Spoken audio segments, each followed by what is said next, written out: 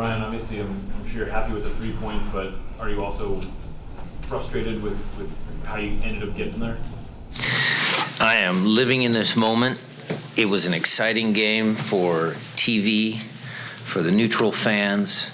Our fans went home happy. We're happy that we got 3 points. We're happy that we're in second place.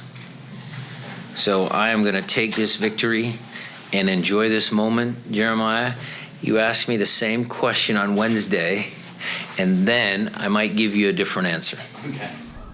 Miles? Brian, what does it say about your team? You lost the possession battle 40-60 if it matters, but you still win the game 4-3. What does that say about how you used your possession? Well, okay, that's an interesting question, Maz. How did we use our possession? Well, I mean, you might have actually stumped me there. I don't know how we used our possession because, quite frankly, it wasn't great.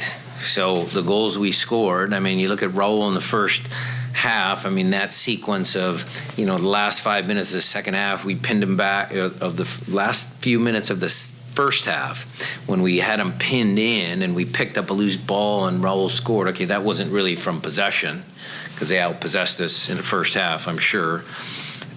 Christian's left-footed goal from wherever came from a set, the scramble off a set, whatever. Jordan's breakaway, his transition moment. So there's no real, I mean, the sequence was great. I mean, Raul, everything, Jordy there. And then the last goal, just again, two tired teams out there. There was going to be one piece of quality, and I think you got it with fresh legs from Brad Smith to get in behind their defense, and then you got it from Christian, having the determination to get in at the back post. So, yeah, I could say that we didn't use our possession in most of our goals, but that doesn't matter in this game. Jada? With the substitution with Brad Smith coming in, was him being good at crossing and him having the fresh legs, was that the intended goal of making that substitution? Yes, yeah. Sometimes teams need a little spark of energy off the bench, and he provided it. Jose, still have one? Yeah, is there an update on the injury? Which one? Sorry, the substitution early in the game? With Delem. Yes. Yeah, he is under concussion protocol as we speak. I think we had Mickey next. Coach, what can you say about Jordan Morris's performance? He seems to be pretty unplayable right now. He's racking up the goals and assists as well. Yeah, he's pretty dangerous. Love having him on the squad. Love having him. These games are certainly up and down affairs. Teams are desperate for points, so they're throwing numbers forward, and that suits his game. Jordan's always had challenges when teams have packed it in and he doesn't have room to open his legs up, doesn't have room to run. But in these types of affairs, these types of games, he does really, really, really well. You want to go for your follow-up now, Jose, or you okay? All right, we'll keep going. You're good, Steven? Yeah, hi, man. What do you say about Emmanuel Cecchini adapting to the team, coming in on a game that it has a lot of pressure in? Same that I said in Portland. He came into a game with a lot of emotion, a lot of pressure, and he did okay. He's still learning his teammates. He's still learning the league. But, you guys see what he brings. A couple of clean passes, good technically. So once he gets to know MLS a little bit better, he'll be fine. John and then Felipe. You've moved Christian up the field in the last 2 games, had Delem slot in next to Svensson, and Christian's now got 3 goals in his last 2 games. How has that more attacking position benefited Christian and the team overall? Well, it actually helps us. I'm going to answer this question backwards because he actually helps us defensively first out of that position.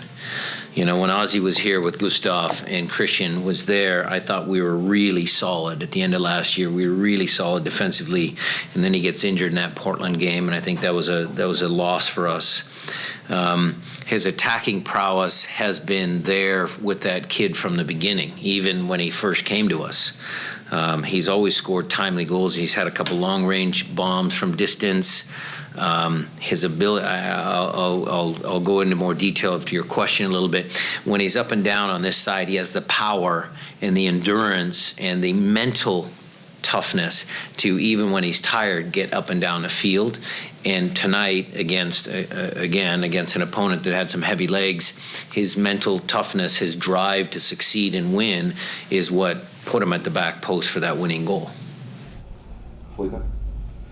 Coach, this is the second game that the team has performed really good.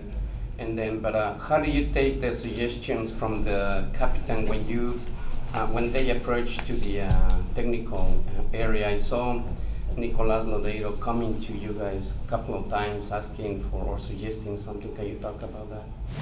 What we say to our players, stays within that locker room. Nico certainly wears his, emotions on his sleeve. He wants to win so bad.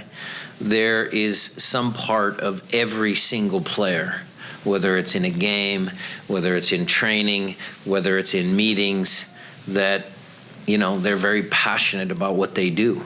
And Nico is no different. So, him coming to the bench and asking for clarification or wanting his team to do better or whatever, I take that as a positive sign. It shows that he cares about the team and about the game and about winning. And those are the kind of players I like having on my team. Ari? It seemed like the team had been defending well, going back to the Portland game, holding them to 1 goal, being up 2-0 at half in this game. What did you kind of see just, escalate from both teams in that crazy barrage of goals that started, and what do you think kind of kicked off that? Well, I'll give you the first two, because look, Ibrahimovic on the corner kick, Steph's either got to come out clean and punch it or whatever. But again, you're talking about Zlatan. He's a big body. You got to give him some credit, right? You got to give Ibrahimovic credit where credit's due. The second goal deflects off Jordi, I believe, and right to the guy at the back post. So you might think, well, we're a little bit unlucky. I think they got a little boost from Ibrahimovic's goal from the set piece. And then the last one is the one where I'll watch the tape and we'll have to do better on, because, look, when you're leading, you need to keep everything in front of you. And we'll do our normal process. We believe in our process. We'll watch the film. We'll sit down as a group. We'll sit down with the individuals and try and make them better. We always try and give the players the tools to be successful. And certainly video review and the stuff that we do at training during the week, we will certainly work on anything that we see that has crept into the team. Still Even though you give up the late goals, did you feel like there was something to build off defensively in the first 60, 65 minutes of the game? For sure. I thought we had good control of the game, but again, goals make a difference. Goals change games. When Zlatan scored, you could kind of sense them getting a little burst of energy. I have to talk to my guys. What did they feel? How did you feel at that moment? Do you have the resilience to, no, okay, 2-1, it's okay, and get back in the game? And certainly if you judge this game by the outcome, there were some nervy moments. But this team, again, those players in that locker room don't quit. A lot of teams might have, said, oh, my God, yeah, they tied the game up. Now we go 3-2. They could have said, oh, we tied it again, 3-3. But this team keeps going. They find ways to persevere in those tough moments.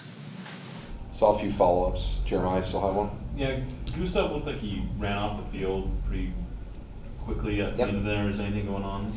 He was not mad at me.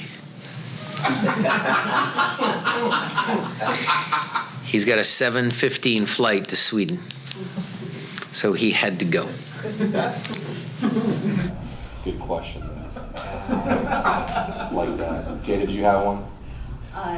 No, I was going to ask about the follow-up as far as the defense goes. That last goal kind of erased the performance, but maybe No. Let me interrupt you there, Jada. Let me educate you. When we win 4-3, yes, everybody's very in good spirits, and we're living in this moment, and it's a great 2 games in a row against conference opponents, and we're in second, but we have all that emotion inside of us, but our job is still the same. Again, I'll repeat what Ari's question was.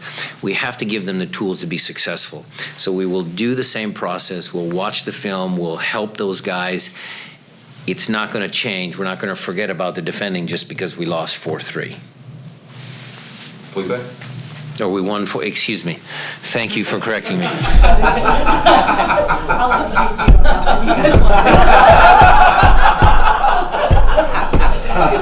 You guys want Jada? Very well done. That's all, I love it. Yeah, very well done. I'm a little tired. So, Coach, as you mentioned, your job is the same. You're living the moment, and like the fans and the players. But you are in the second position right now. How are you gonna take the rest of the season?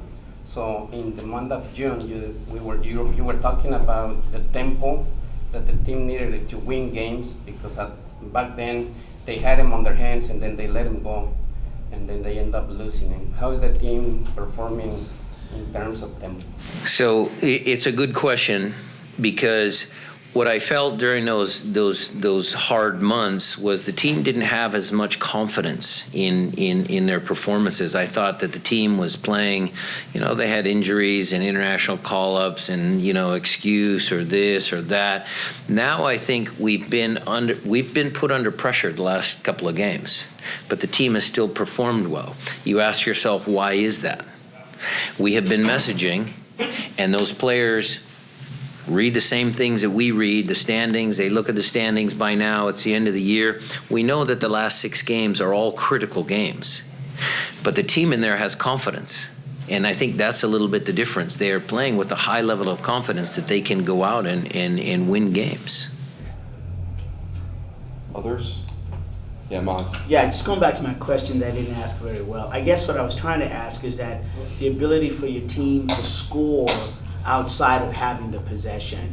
And so I would say the diversity in your team scoring, and what does that do, like in the next? Yeah, okay. Thank you for the clarification on the question. I think what happens in a lot of games is there are certain games, certain teams that can perform where they, cede possession, but they're a transition team and they score goals and they let the other opponent have the ball in their half of the field and they get out on the break. I'm not saying that we're that type of team, but Jordan Morris has some of those tendencies, so teams can sit there and they find a little bit of possession, they pin us back a little bit, but then all of a sudden Jordan breaks in behind them and it causes problems for the other team. Maybe this game just kind of manifested itself a little bit like that, in that sense. Yeah, thank you. John, last one. Coach, Jordan Morris is another guy who has had really great performances the last 2 games, offensively and defensively. How important is it to your team to have him playing that well, and what does it do to see a guy like that performing as well as he can? Well, I'd love to talk about every single one of my players in that locker room in there. They're all playing at a high level with confidence. Jordan certainly is feeling it. You want your goal scorers to feel well. I'm happy that Raul scored. He had a couple other close looks. I mean, you need to have your forwards full of confidence, full of passion, energy. They want to score goals. That's their livelihood. You need that coming into this stretch run leading into the playoffs.